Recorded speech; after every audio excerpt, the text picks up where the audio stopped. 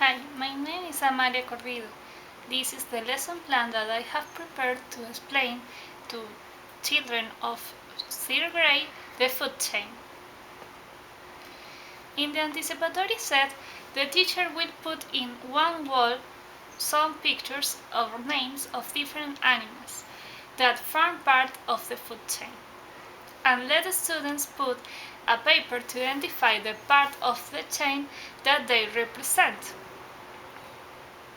After that, other students can give their opinion about the work of the previous students and tell if they agree or not with the explanation that they have put.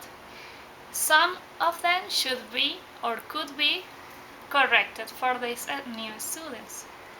Some of the pictures that the teacher will put on the wall are flowers, insects, birds, whales, sharks, or fungus and bacteria to try to make the lesson more interactive. The objective of this lesson plan is that the students will be able to identify the feeding relationship between the organisms, knowing the flow of energy throughout the nutrition, and understand the importance of protection of ecosystems. In the input, the teacher begins explaining that the food chain shows the alimentary relationships between different organisms. A living creature feeds off the link that precedes in the chain and in turn is eaten by the species that follows.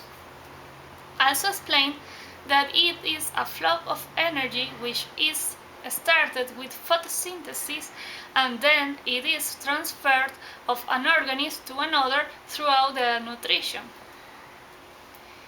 The food chain starts with the photosynthesis made by plants, who are the first step in the chain. Then the second step are the herbivores that eats the plants.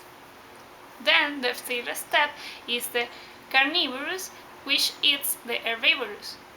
Then came predators that eat carnivorous, and the bacteria and fungus who decomposed the waste of plants of animals in simple elements used to feed plants again and restarting all the process.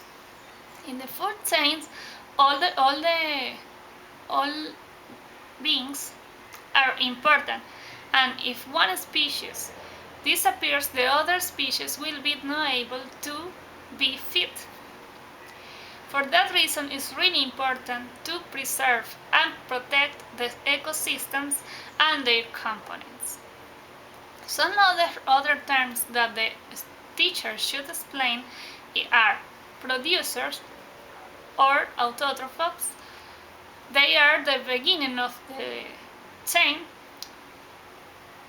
and are animals able to create their own food from the energy of the sun. For example, plants are trees. The herbivores are considered the primary consumers because they are fed by the producers. For example, insects or deer. The carnivores or eat meat are known as secondary consumers because their feeding are the herbivores, for example, birds or whales.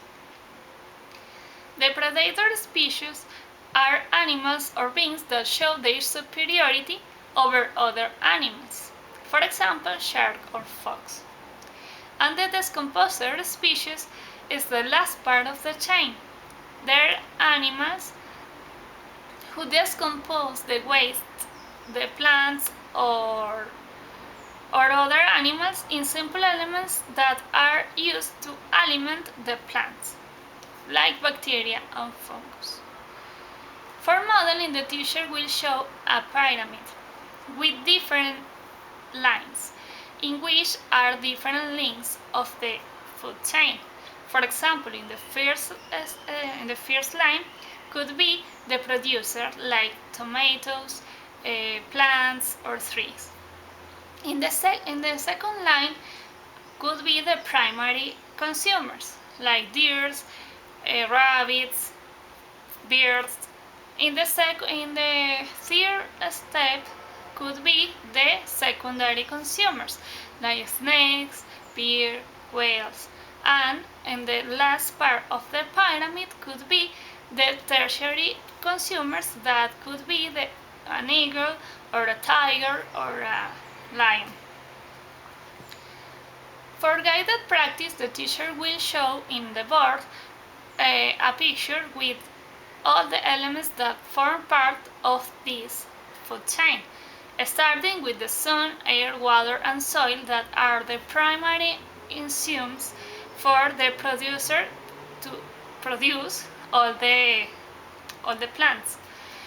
And then could be the herbivores that eat these producers, the carnivores that eat these herbivores, the predators that eat the carnivores, and finally the fungus and bacteria that make simple the elements for aliments or feed again the plants and start again all the process. For checking the understanding, the students will receive an exercise which should be filled with information learned in class. This exercise could be another pyramid with different kinds of animals in each line, and the students could have to put the name of the kind of animals in the food chain in each level, according with the lesson that they have received.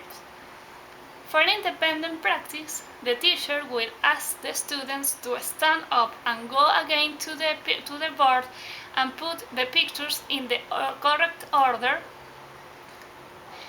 according with the identification that they have before.